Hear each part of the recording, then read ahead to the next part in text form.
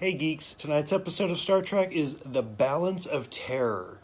This is a good episode. It's really well done. It has pretty much every emotion. It's really sad. It has some moments of triumph. It's a huge episode for Star Trek in general. This is the first episode where we actually encounter the Romulans.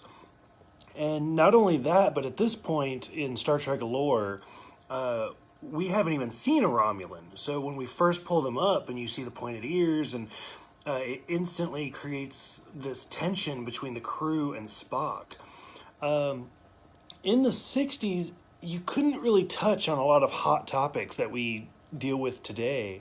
So Gene Roddenberry, this was one of his attempts to get around like racism.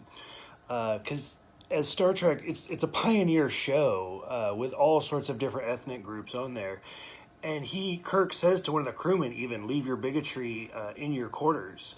So it's really kind of his way to take sci-fi, but bring today's issues to the front. But it's a great episode. It has a lot of tension, which kind of makes it have like a slow pacing, because it's almost like a submarine drama, because basically you have the bird of prey and the Enterprise just running silent because they can't see each other. Overall, it's really well done. It's interesting to note that Mark Lenard plays the first Romulan that we ever see, and he's the commander of the ship, and later on he ends up playing Sarek, Spock's father, for years. He even does it in The Next Generation. I mean, this isn't too uncommon. In the original series, you see a lot of characters come back. Even Mark Lenard comes back later in, I think it's one of the motion pictures, as a Klingon. I think he's the first actor that ends up playing a Romulan, a Klingon, and a Vulcan.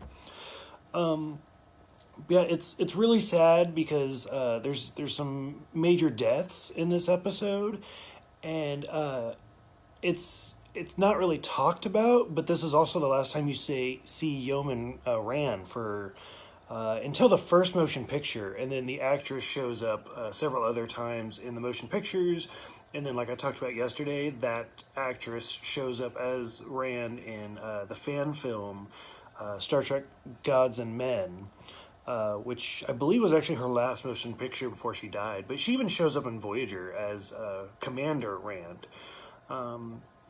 But as far as the original series, I mean, she's only in like 8 episodes, but she still had that much of an impact.